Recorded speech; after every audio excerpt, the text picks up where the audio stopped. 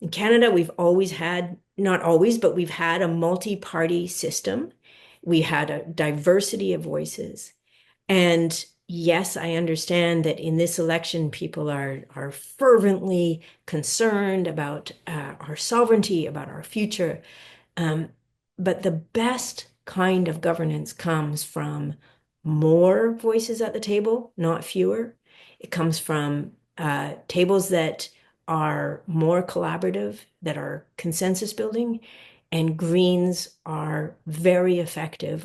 I know almost all of the Greens that have been elected across Canada, and as soon as we meet each other, it's like, oh, we're we're exactly the same, right? And we have a record as legislators of being the people that bridge these gaps between the big parties.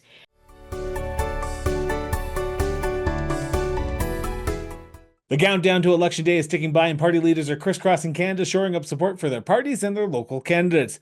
Over the course of the federal campaign, we'll be discussing municipal issues from coast to coast to coast. From housing to infrastructure, from bail reform to resource development, and from agriculture to social services. Municipalities across Canada are tackling a wide range of challenges, but they can't do it alone. They need a strong, reliable partner at the federal level to help build stronger, more resilient communities. Over the course of the election, we'll be speaking with representatives from each of the major parties to learn more about their party commitments and vision for Canada after April 28th.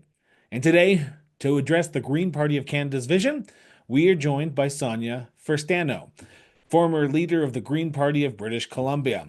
So without further ado, let's dive into Canada Votes 2025, the Green Party of Canada. Sonia, thank you so much for sitting down with me and talking about the 45th general election here in Canada and the Green Party of Canada. And I want to start by first getting you to introduce yourself so that way the people who are listening, the people who are watching, know who you are and why you are representing the Green Party of Canada today. Yeah, hi. So happy to be here with you, Chris. So I'm Sonia first. Now I'm the former leader of the BC Green Party. I was leader from 2020 to 2025. And I was MLA for Cowichan Valley for 7 years. And before that, I was a regional director in the Cowichan Valley. And prior to getting into politics, I was a teacher and a historian. And I'm happily getting back into those realms now, a bit more on the research side of things and a bit more engaging with the teaching side of things. So thank you so much for that introduction. This is a very consequential election, depending on who you talk to, and there seems to be a lot of conversation about a lot of topics. And I want to start with the first one, and that is affordability. Mhm. People in Canada are under financial strain right now. We have people living paycheck to paycheck. We have people using food banks that we have not seen in the past. How does the Green Party plan to address the affordability crisis and the affordability challenges that Canadians from coast to coast to coast are dealing with today? I think as a starting place for the federal Green Party, housing is a really important priority for the party. And the Greens really want to ensure that housing is for people living in houses, as opposed to, I've also often described it here in BC as a place, as a safety deposit box for money to be put for investors often. We've seen a lot of corporatization and financialization of housing in Canada. And that has led to these prices really getting out of line with people's incomes. So if you look at the rise in housing costs and the rise in incomes, these are two very separate lines. So the Greens would stop corporations from buying up single family homes, double Canada's social housing stock in order to catch up with other G7 nations. And Canada is a bit of an outlier for our housing unaffordability. There are other countries that struggle with this, Portugal, New Zealand, for example. But when you see countries that really invest in public housing and social housing, you can see the benefits that that creates across society. If people can afford to live in the communities where they work, where they're raising their kids, where they want to stay, that creates a kind of stronger social fabric. Support federal backing for gentle density, so fourplexes, and recognizing the important role of gentle density. But I think also looking at the evidence on, for example, luxury condominium towers are not solving our housing crisis, and in fact are a component of that investment piece that we've seen. And then, in more broad terms, the federal Greens are focusing on raising the taxation floor from 15,000 to 40,000. So taking that tax pressure off of the lowest income earners in the country. And I think importantly, have a commission to review the tax system. It hasn't been reviewed in 60 years. I think all of us have some pretty significant questions about our tax system. And particularly when you look at examples of uh, enormous amounts of money going to tax havens, and we saw in the Panama Papers, for example, how much Canadian money is ending up in tax havens, not getting taxed. The wealthy are finding ways to, I mean, the super wealthy in this case are finding ways to avoid paying their fair share in taxes. And that burden is falling enormously on the rest of Canadians, on middle and lower income Canadians. And so I think having a commission to review how to make our tax system more effective, more fair, more transparent, more accountable, more reliable, and able to deliver what we want from it is an important step. So those are some of the high level pieces that the federal Greens are looking at for affordability. I want to talk about one of those key priorities because our show is dedicated to municipal issues from coast to coast to coast. We sit down with many mayors and presidents of organizations. We just recently had the pleasure to sit down with Kamloops Councillor Nancy Beppel and Parksville Councillor Sean Woods from British Columbia over the course of the campaign. And the one thing I'm hearing from municipal leaders across Canada right now is that housing challenge that they're faced with. But it's not nearly the fact that it's only just the housing that we need to build. It's the infrastructure as well. It's the underground water lines. The Federation of Canadian Municipalities in 2024, I think, 2023, it might have been, they came out with a paper saying average municipality, it costs about $107,000 per year to tie in one house to their infrastructure. How do the Greens plan to address infrastructure challenges around the housing? Because you can't just build houses because you need water, you need power. Yeah, and I talked about this a lot in the last provincial election. The infrastructure deficit is significant across the country. And I just have one example just from a recent news story. And the way that that infrastructure deficit is being exacerbated, not only by the kind of the pressures of a growing population, the pressures of these needs for more housing, but the pressures of climate change. So in the Lower Mainland in 2021, on the heels of a heat dome in the summer, and a massive drought, we had the atmospheric river in November and saw just an enormous amount of rainfall in a very short period of time. It resulted in catastrophic flooding and destruction of infrastructure. The Coquihalla Highway, parts of it collapsed, bridges collapsed. But we saw in the Fraser Valley just incredible flooding. There was images I'm sure people saw of farms and animals dying in this flooding, farmers trying to sandbag in urgent efforts to stop this. Province on earlier this week canceled the carbon tax. We've seen the carbon tax canceled across the country. And then in the same day, really let the Lower Mainland, the Fraser Valley, know, I'm sorry, but we just are not going to have the funds to do the diking that needs to be done to protect this region from further flooding. And I think that, one of the things that the Greens do a little differently, I would say, from other political parties is we're always trying to see the whole picture. We're always trying to look at the interconnectedness.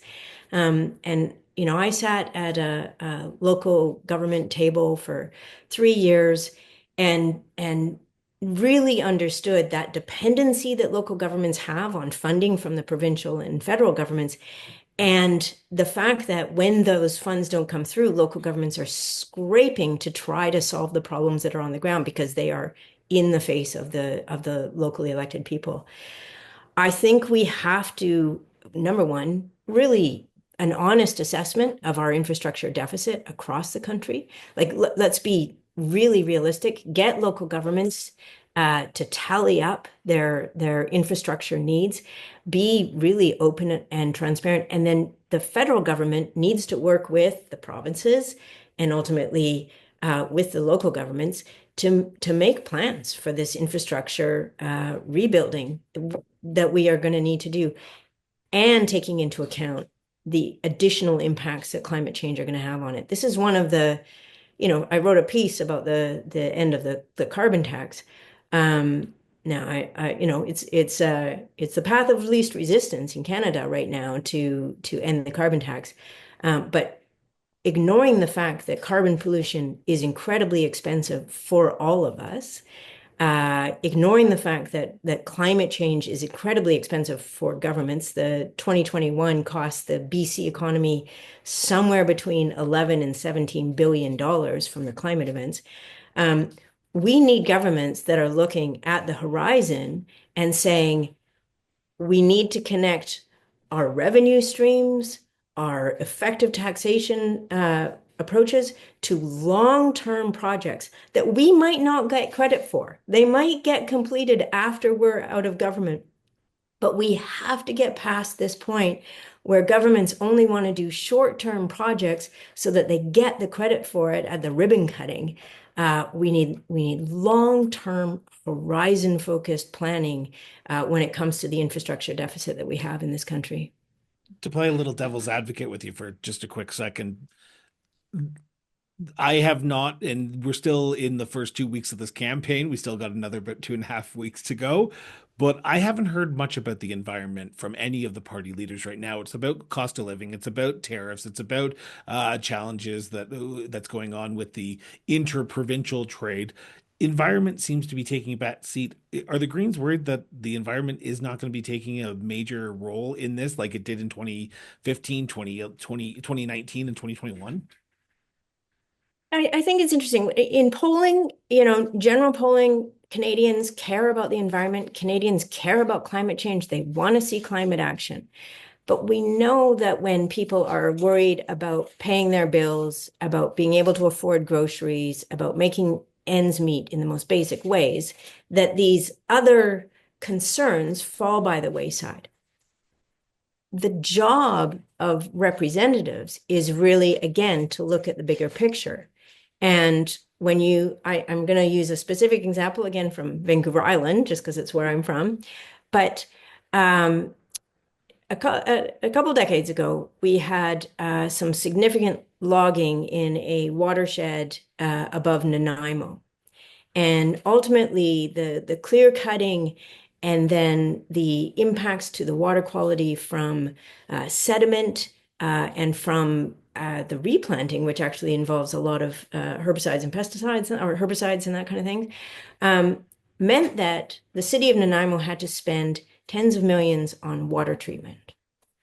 And so not having the kind of longer term view of the importance of protecting these services that the environment provides us, clean water, clean air, healthy soil, all of these services are incredibly invaluable to our economy, means that if we ignore the importance of protecting those services, we will pay much more in the long run for those services to be there for our communities when we need them.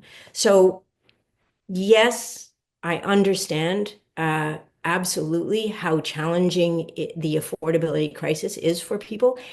And I think as an elected representative or as a person running for office, your job is not just look at the moment we're in, but look at what got us here and where on the horizon do we head in order to get out of the crisis mode. If we stay in this reactive place we are, that is going to get costlier and costlier year over year and decade over decade. Going back to the housing challenges for a second, because we traditionally focus on larger urban centers when we talk about the housing challenges, but I speak with rural people across this country, across Western Canada all the time, and the housing challenges aren't just unique to Vancouver, to Winnipeg, to Saskatoon, to Calgary. They are in Princeton, British Columbia. They are in Orion, Alberta. They are in Torquay, Saskatchewan. How does the Green Party plan to address that urban-rural divide and that urban sort of focus, because that's where the population, that's where the seats are. So we don't need to worry about the rural seats in some sense from the other parties. Does the Greens have a plan to make it fair for everyone? Yeah, I think that should be the goal of every politician, every aspiring person that, you should be essentially always trying to figure out how to make it fair for everyone. I was just listening to all things of on CBC, the comedy show, The Debaters, and um, one of the comedians was saying, Canada, our foundational value is fairness, right? And I think that we're kind of re-embracing these big ideas that have shaped us as a nation, as a culture, and fairness is one of those. And I think the moment we're in, the opportunity we have is to really ask ourselves, how does fairness play out in the real world? How do we address this urban rural sense of division, of unfairness, um, and recognize that in a country as vast as we are, with the population concentrated in our southern border, mostly in our urban centers, but the reliance we have on our rural communities for food, for resources, for really inputs into the economy that are essential, and for a way of life that for a lot of people is incredibly valuable. There has to be a recognition of that. I think again, back to the top point on housing. Um, who can buy housing in this country?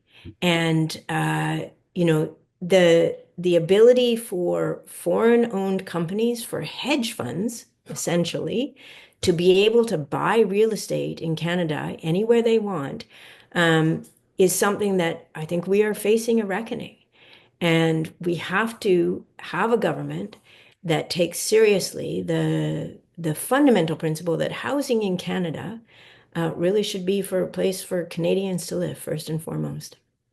I'm just cautious of time, and I want to get to the big Trump factor that has dominated this election over the last, I Mhm. would say, 48 hours, but it seems like it has been dominating since January 21st, 2025.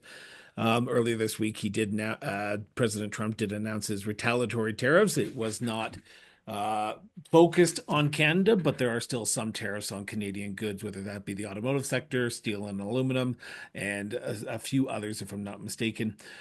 How does the Green Party measure up when it comes to challenging Donald Trump on this ongoing trade war that between our two countries? Yeah, I mean, I can't help but highlight the video of Elizabeth May that went viral, as she emerged almost immediately as one of the strongest voices in response to Trump's early and offensive comments about Canada being a 51st state. And I think that that was an example of the kind of fearless and courageous and really feisty response to Donald Trump that is necessary in the moment we're in. And we've seen the other leaders of the parties sort of move more and more in that direction. But I really want to commend Elizabeth for coming out so strongly at the outset and just saying, like, this is offensive. And how dare you? And by the way, if California, Washington, Oregon are interested in some sanity, we've got a democracy up here that is actually still functioning and that we intend to keep thriving. That piece is key. What we're seeing in the United States right now is a madman wreaking havoc with his own country, unfettered by the Constitution, unfettered by the institutions and the checks and balances that are supposed to be there in a democracy, that are supposed to prevent exactly what is happening right now. I mean, I studied history, I taught 20th century history, I taught courses on the rise of authoritarian states and governments. Every box is being checked right now. And when you look at these moments in history, what you find is the kind of, shock and awe that happens that paralyzes the systems that are supposed to prevent this kind of action. So, number one, in Canada, strengthen our institutions, like commit to the foundations of democracy, resist concentration of power in the prime minister's office, in the premier's offices, recognize the importance of the parliaments, the legislatures across the country, recognize the importance of the judicial system and of free and independent press. These are the foundations of democracy. Lean into that. The Greens have put together a document that I'm quite impressed with. I'm not involved with, but I've looked through it. It's called Protecting Canada, and it's dozens of very specific initiatives that the Greens are proposing. And I say proposing because the Greens, we know we're not going to form government, right? But that never prevents an elected Green from bringing good ideas forward to government. And what we see in legislatures and parliaments where there are Greens, those ideas tend to make it into policy because we're operating from a place of how do we make this thing work better? So some of the examples from that document re-engage significantly in the United Nations system. I think, post-World War II, United Nations emerged as a body that was really oriented towards avoiding another world war and focused on peace and security, focused on ensuring that people around the world would have a standard of living that would decrease those chances. Explore all available options to deepen economic, political, defense links with the European Union. Yes, please. Ensure Canada is following international law. Um, Ramp up border patrols, ramp up Canadian armed forces, um, expand refugee provisions. We are seeing refugees already coming to Canada, and not refugees like we would expect. These are international students, these are professors, these are lawyers, these are journalists. We have to recognize that this is a moment when Canada is going to be seen as a place of refuge for people who never expected to be refugees in their lives. Urgently revise the Canadian military doctrine to account for the U.S. threatening new positioning. I mean, we have to shift from these being our allies to recognizing we need to be focused on the security and the sovereignty of our own nation. Can I just interject there for a second? Yeah, Because this is the document that the Green Party of Canada has released. yeah, You had nothing to do part of it, but the Green Party of Canada, if I'm not mistaken, is founded on core principles of peace. yeah. The document seems to sort of contradict the core principles, but do you have to in this new world that we live in where we don't know who our friends are and who our enemies are anymore because it seems like who we thought were our friends are now turning out to be the bad guys in the room. Yeah, and I would say that the Green parties around the world emerged in the 1980s Yeah. uh, in response to environmental concerns, in response to a growing awareness of climate change, and emerged as science and evidence-driven political movements. And yes, peace is a big part of the kind of green values and principles and identity, um, but also evidence. And so, as a historian, I'd say there are times when, in order for us to assure the peace of Canadians, we have to recognize the role of the security that the federal government has to focus on, right? And I think that that's where that this isn't to be bellicose. This isn't like, oh boy, we're really leaning into the war machine here. But I think it's being realistic about having a superpower on our border making very unveiled threats about the sovereignty of our country. And to ignore that is to be folly at a time like this.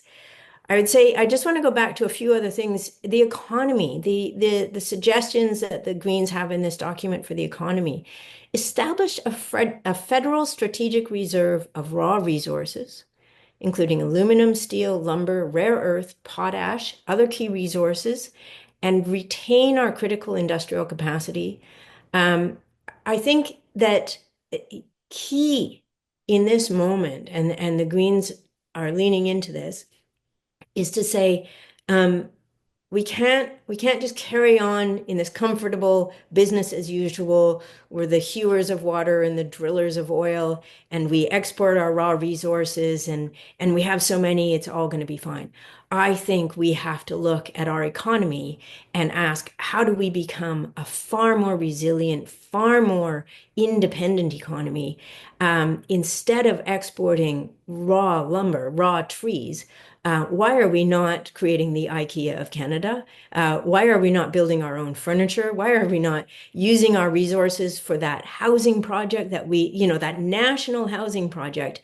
Our resources should be put into kind of a revitalization of our economy, of our sense of self, and of our sense of, we can do so much more with what we have, and we've kind of left a lot on the table, and that's left us in this vulnerable position.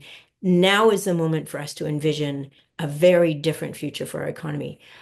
I want to talk a little bit about energy, and I know this will, for your That audiences, and literally, I was about to pivot to that because if I didn't ask the energy question, I guarantee it, I will be getting some nasty emails. So, yeah, I'm delighted to weigh in on this a little bit, and I ask the question, and then and I'm going to ask it in a very succinct way because you talk about how we need to build up our resources, which is great. But where does the oil and gas, the LNG, the uranium come into play here? Because um, Saskatchewan uranium is huge, and they export a lot of uranium that goes into a lot of the medical isotopes, which saved me from my cancer treatments. And then there's the oil and gas, which Alberta is under Danielle Smith. That is the big thing that they're talking about right now. LNG in northern Alberta and northern BC, that is big as well. Where does the resource sector come into play when it comes to the energy resource with the Mhm. Green Party? Yeah. Well, this will come as no surprise, but when we're talking about energy, I mean, I think it behooves us not to limit our imagination to thinking of energy as only something that we pull out of the ground in the form of methane gas or oil. We have seen the costs of clean energy drop year over year, decade over decade. And when you look at regions like California that have gone in on significant amount of solar energy, of clean energy, one of the questions they're starting to ask themselves is, what are we going to do with all this free energy? Right? Because you build the infrastructure and the inputs come every day for free, either from the wind or the sun, or waves or geothermal. And I think as a country, again, yes, oil and gas have been a significant source of revenue and wealth in this country. But let's be really critical minded about right now, who are the big players in oil and gas in Canada. And most of them are US owned companies. And a lot of them are individuals very closely aligned with Trump himself. And so, if we are looking at the energy question, I think we cannot ignore the risk to us as a country if we, as we're hearing from a lot of the other political leaders, kind of open the floodgates to particularly US-based companies coming in, build more pipelines, build more fossil fuel infrastructure. Um, I I can't understand how that would be an avenue that we would want to pursue right now when what we should be using, taking our energy, and I've heard Elizabeth say this over the years, right? we should be using that natural resource we have to be building our own clean energy superpower. And then what we want to be doing is finding ways to get that energy to move east west across the country, get these barriers off of the borders at the provinces, and start using our energy literally to create a kind of Canada that we are the world leaders on innovation, on industry, on manufacturing, that we stop thinking of ourselves as this narrow view of, we've got these natural resources and we're just going to ship them out as fast as possible. We are leaving so much on the table when we think that way. I also think that in the moment we're in, as we see the assault on universities, on post-secondary in the United States, this is a time for us as Canadians to say, hey, we're going to be the North American leaders in education, in innovation, in technology, in inventing the solutions to the problems we don't even know we have yet, in biomedical research. Like, let's open our floodgates, not to US based oil and gas companies. Let's open our floodgates to the smartest people in North America and invite them up here to start building a truly 21st century economy based in really harnessing the capacity that we have for innovation, for technology, for learning. This is what drives a really strong, resilient, long-term economy. So the renewable energy sector in Saskatchewan and Alberta have been under attack over the last few months, probably about a year now, because what I'm hearing when I speak to Reeves in sort of rural communities is these renewable energy projects, whether they be solar farms or wind farms, they're taking prime agricultural land. How do you balance growing that renewable sector while not taking away? Because southern Alberta, southern Saskatchewan have some of the most prime agriculture land that people are envious about. And if we start, say, you hate to use the song here, pave paradise and put up a parking lot, we're gonna lose it. So how do we grow a renewable sector in a way that doesn't come on the backs of the farmers? Because farmers are looking for help here, and some say yes, we want a solar farm, and some are saying don't bring it to us because we have canola that we need to ship out, and with everything going on in China right now, that's going to be hard for them as well. Yeah, food security has to be top of mind as well. And I think every politician should be thinking very seriously about food security, water security, about the fact that, this has to be something that we recognize as pivotal to the well-being of the country and the economy. When I look at countries around the world that are much smaller than ours, that are moving more rapidly on clean energy transition, it doesn't have to be agricultural land. I mean, put the solar panels over top of the existing parking lots, right? You see these images of solar panels down the middle of highways. I think, again, let's not be limited by one image of a farmer's field being covered in solar panels. I agree. That's not how we want to do an energy transition. But incorporating uh, clean energy infrastructure as we're doing this infrastructure renewal that is so necessary. I always used to say when I was the leader of the BC Greens, you have to solve more than one problem at a time, right? And when, maybe it's a fundamentally female thing. We like to multitask, but I can't imagine us investing in new infrastructure without considering what are the measures that we can build into this that actually address, energy production, food security, water security. All of these things have to be incorporated into one. I think it's also, I just finished writing an article about this, but it's important to recognize that when we have our oil and very soon in BC, our gas prices linked to the global market because it's traded as a commodity on the global market, Canadians experience price shocks for a resource that we are producing here.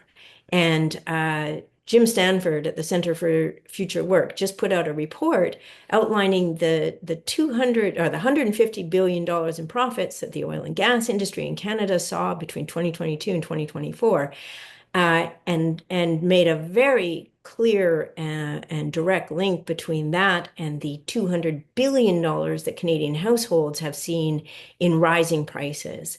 And Jim in this report really highlight the role that price shocks in the oil and gas industry have contributed enormously to our affordability crisis. And again, I would like politicians who are willing to and able to speak to that directly and talk about ways in which we're going to protect Canadians from these price shocks, from this profiteering of primarily, again, US based, often Trump aligned companies that are really pulling money out of Canadians' pockets with their investments in our natural resources. So I'm all in for us being an energy superpower and us starting to export things that are, um, you know, tertiary economy, manufactured, export innovation, export technology, export the ability to solve big problems. We are an extraordinary country with the capacity that we have not tapped in a way that needs to be tapped. I am cautious of time and I have a few questions left, but I want to talk about the Green Party as a whole now. We talked about some issues. I want to talk about the Green Party as a whole. Mhm. This is the very first election in my memory that we have a party that is running co-deputy leaders, Yeah, Jonathan Pedneau and Elizabeth May. Explain that to me like I'm a 2-year-old yeah. child, because I think there's a lot of people who are wondering who is the leader of the Green Party? Is it Jonathan? Is it because he's the quote unquote face, but Elizabeth is still there? So how is this working in this sense of this campaign? Yeah, well, first of all, it's not something new for Green parties. The New Zealand Greens, who have been a significant force in New Zealand governments for several elections, have had co-leaders. Germany's had co-leaders. It's actually a pretty standard approach in the Greens. And so for Elizabeth and Jonathan to bring co-leadership to Canada, I think I'm delighted to hear it. And one of the things why that matters is that Greens, we tend to be small in number, right? There were two of us in the BC legislature for the last 4 years. There's two now. You've had Elizabeth and Mike Morris in the federal parliament. And when you have parliamentarians or legislators who are elected as Greens, we take the job very seriously. We do our utmost to do as much as we can, bring all these ideas to the table, work across party lines. I mean, Greens have a kind of a culture of collaboration and working. And the burden of that singular role of leadership, and I can say this from personal experience, on top of your legislative or parliamentary duties, on top of your constituency duties, unlike the other parties that have dozens and dozens of elected members, and when you're juggling these roles as a single parliamentarian, it's a lot. And I think it's a recognition that to represent the party and the party's vision as effectively as possible, co-leadership is one of the avenues to do that. But again, I think the other thing that I really want to hit home, and maybe this is we're getting near the end though, is what we don't want in Canada is to find ourselves in a two-party system. And I can speak again from experience when you have two parties that are the established big parties, they fall into a rut of existing in opposition to each other. And whatever one party says, the other party is going to disagree. And it doesn't matter which party is in opposition, which party is in government. They are in this kind of existential battle. And we see this in the United States at its worst and most illogical conclusion, where those two parties have torn a rift in society. In Canada, we've always had, not always, but we've had a multi-party system. We had a diversity of voices. And yes, I understand that in this election, people are fervently concerned about our sovereignty, about our future. Um, but the best kind of governance comes from more voices at the table, not fewer. It comes from tables that are more collaborative, that are consensus building, and Greens are very effective. I know almost all of the Greens that have been elected across Canada, and as soon as we meet each other, it's like, oh, we're exactly the same, right? And we have a record as legislators of being the people that bridge these gaps between the big parties. Why should people put their trust in that? Important to have the candidates, to have the voices, to have the debates, the all candidates debates, to have and your vote counts. There is per vote funding in Canada that's really valuable. So if your values and ideas align with the Greens, vote Green. You know, it's a really important thing to do in a democracy is not to let fewer and fewer voices exist in that democracy. But it's also important, get to know your candidates in your ridings. Go out to the all candidates meetings. Ask to have an opportunity to speak with your candidate. Get to know the person. This person is going to be your voice in the federal parliament. And we tend to, as a country, get down to this like the leader and the party are the only things we talk about. But the person who represents you, the person whose office is going to serve you as a constituent that needs help with access to federal government services, that person really matters. And you want to elect the best and the brightest to the parliament so that we get the best out of our democracy and our democratic systems. Before I let you go, and I have one final question, what haven't we talked about that you want the Mm. listeners, the viewers to know about the Green Party of Canada that may make it easier for them to decide closer to election day of who to vote for or advanced voting day, which starts literally in a few days from when this airs? I think we've touched on it a little bit, but I think the Greens that I know who run the Greens who have been elected in Canada, and then I've met Greens from around the world. Um, the commitment to democracy is significant.